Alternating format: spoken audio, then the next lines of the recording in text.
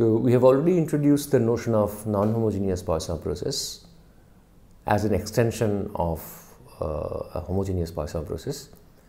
So a natural question that arises is how do non-homogeneous Poisson process actually arise? Let's say we accept that homogeneous Poisson processes do come up in applications, but how do non-homogeneous Poisson processes arise? So main aim is to show two different ways in which non-homogeneous Poisson processes may arise from a homogeneous Poisson process. In this particular module, what we are going to show is one of those ways is start with a homogeneous Poisson process and then look at what is called a time change of this homogeneous Poisson process. In other words, what it means is, so the homogeneous process is indexed by time t. So t is the natural time of the process, but instead of observing this process along that natural time scale or natural clock, look at observe the same Poisson process but in a different changed time clock. It could be observing nt at not at time t but t square, and so on and so forth. So these are typically what are called time changes, and one way to get hold of a non-homogeneous Poisson process starting from a homogeneous Poisson process is by observing such time change homogeneous Poisson processes. So this is what we'll explore, and then we'll also see whether we can get back from a homogeneous Poisson process. When can we get back by possibly a reverse time change to the original homogeneous Poisson process. So we continue with non-homogeneous Poisson process. Let's quickly recall the definition. Counting process nt with independent increments and starting at 0, that means n0 is identically 0, such that the increment nt minus ns for any s less than t is a Poisson random variable with parameter which is the integral s to t of lambda u du is called a non-homogeneous Poisson process with rate intensity function lambda. Of course, this is not how we originally defined non-homogeneous Poisson process. We defined it to something else, but then we saw that this is an alternative equivalent definition. So that's what I say next, that is, this definition is equivalent to saying that nt is a counting process with independent increments and n0 identically equal to 0, which satisfies this infinitesimal conditions. So small interval t to t plus h, the probability of there being 0 arrival, 1 arrival, and 2 or more arrivals. Now, to get a somewhat clearer understanding of non-homogeneous Poisson processes and how they actually occur in practice, because we have by now a somewhat clear picture of homogeneous Poisson process, how they occur through exponential waiting times, etc., etc. So here, let's try to see how they actually may occur in practice. So we'll describe two different ways in which a non-homogeneous process may arise out of homogeneous Poisson process. So we are basically assuming that homogeneous Poisson processes do arise in practice. Now so we accept that. Now we are going to say out of homogeneous Poisson process, how one can suddenly come up with a non-homogeneous Poisson process. So first method is NHPP through a time chain of a PP lambda. So let's understand this. So essentially, you run a homogeneous Poisson process, but run it in a different time clock. We'll explain what it means. So starting with a homogeneous Poisson process nt, but then observing it in a different time clock in one way is one way how one can get a non-homogeneous Poisson process. So let's start with an example. Let nt be homogeneous pp lambda. Define n tilde t to be n not at t but n at t square for t greater than or equal to 0. Then you agree that n tilde t is a process defined for all t greater than or equal to 0. It's also clear that n tilde t is a counting process, because again it would be increasing with t through step paths, and each time there is a jump of size 1 starting from 0 and increasing by jumps of size 1. So it's a counting process, and n tilde 0 is 0.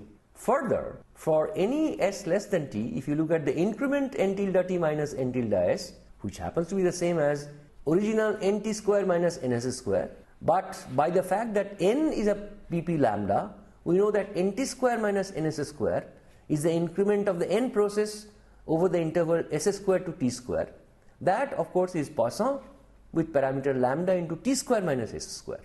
Now notice that lambda into t square minus s square is the integral of 2 lambda integral s to t u du. So it follows that n tilde t minus ns tilde is Poisson, but the parameter is integral s to t of 2 lambda u du. So what it means is that n tilde t is a non-homogeneous Poisson process with rate function lambda t equal to 2 lambda t. Essentially note that what is n tilde t? It is nothing but, it is turning out to be a non-homogeneous Poisson process, but it's nothing but the original homogeneous process nt, but observed in a different time clock, namely the t square clock instead of its natural t clock. In general, let capital lambda from close 0 to infinity to close 0 to infinity be any function with, first of all, lambda 0 equal to 0, and 2, having a non-constant continuous derivative lambda t equal to capital lambda prime t positive, which would imply that capital lambda is strictly increasing. Then the time change process, namely n tilde t equal to n at lambda t, as you know, for t greater than or equal to 0, can be easily seen as a counting process, and one can actually see that it's a non-homogeneous Poisson process with intensity function lambda t.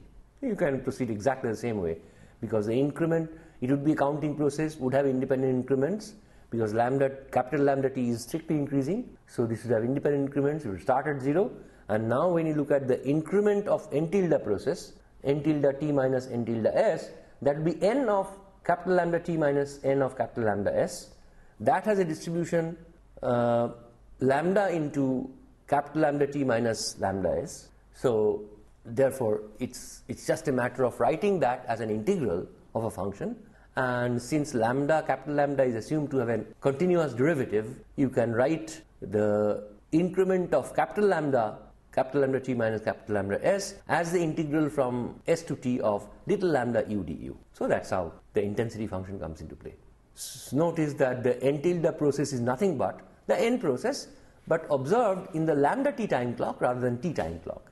So this shows how a non-homogeneous process may arise as a time change of a homogeneous process.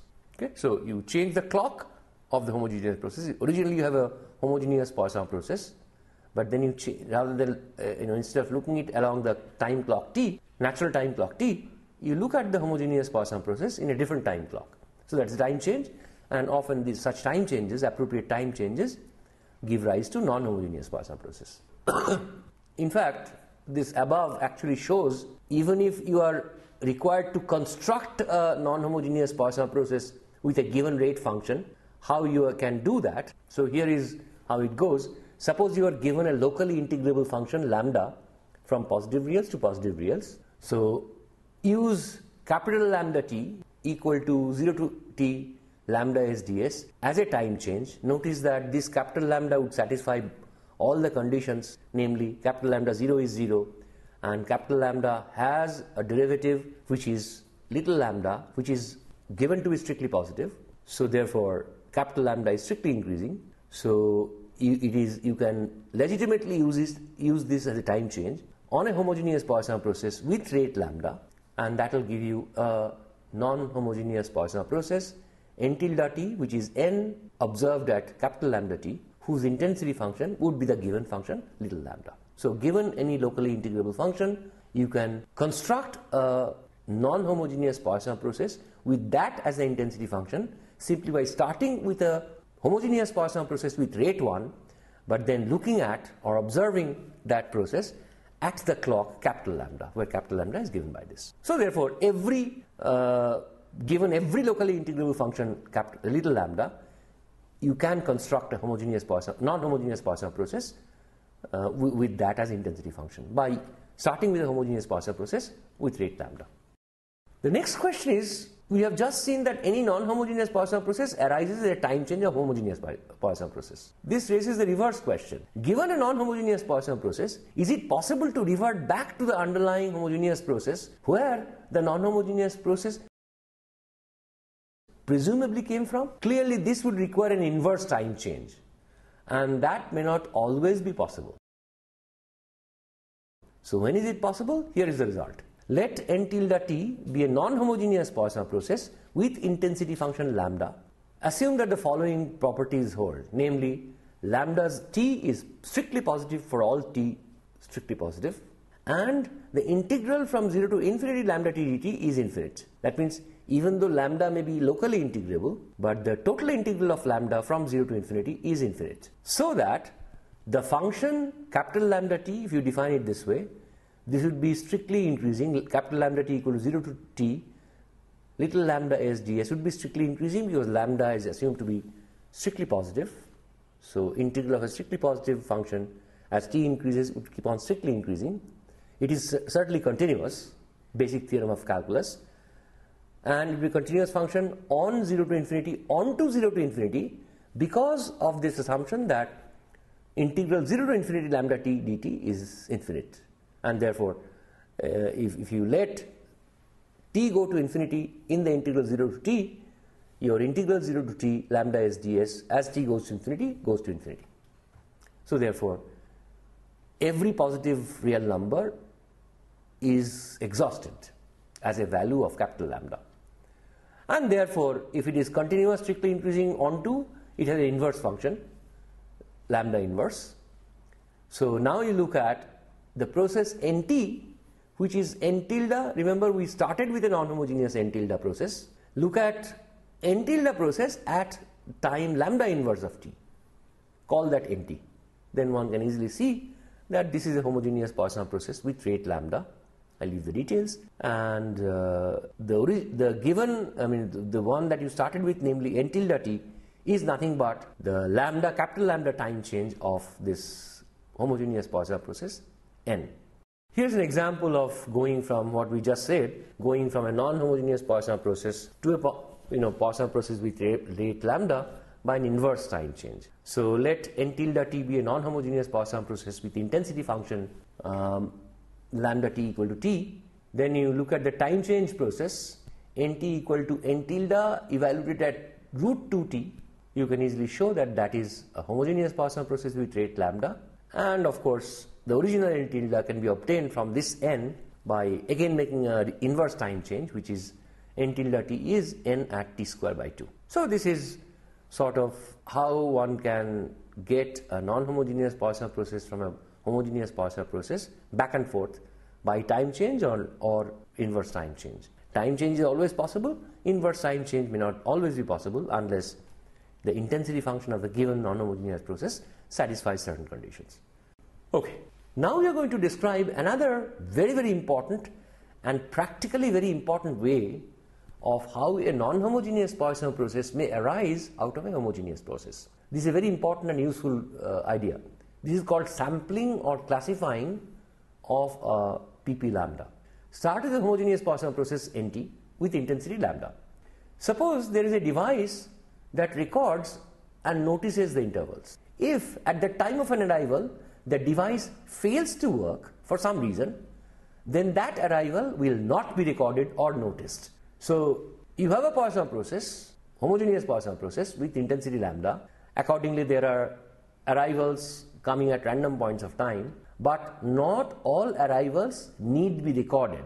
If the recording device is down or fails to work for some reason, at the time when an arrival occurs, that particular arrival may not even be recorded.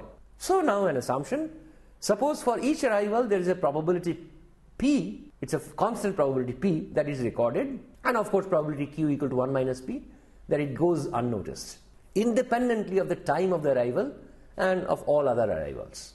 And now let n1t denote the number of recorded arrivals and n2t the number of unrecorded arrivals up to and including time t. Notice that if all arrivals were recorded, that means p is 1, then of course n1t is same as the original nt. All recorded arrivals same as all arrivals. But in case p is not equal to 1, there is a possibility that not all arrivals would be recorded, and therefore n1t may not be equal to nt.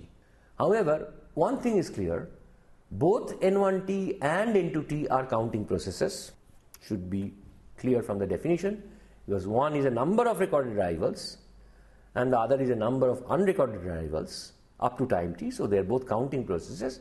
And moreover, the original nt process is the sum of n1t plus n2t.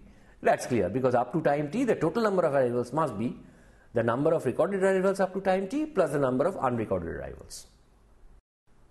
This was about what is called sampling or recording. There is another thing that we are going to get to, but before that, so through sampling or recording of a homogeneous Poisson process, we got two counting processes, N1T and N2T, whose sum is the original process Nt. It turns out that these two counting processes, N1T and N2T, are two independent homogeneous Poisson processes with intensities lambda p and lambda q respectively. We'll prove that later. More generally, now comes classification. Why only recorded and unrecorded? Suppose each event and occurrence or occurrence in a Poisson process homogeneous with intensity lambda can be one of k different types. Earlier it was two different types, recorded, unrecorded. But now suppose that each arrival can be one of k different types with probabilities p1, p2, pk independently of the time of the occurrence and of everything else. Here of course p1, p2, pk are probabilities, so they are numbers,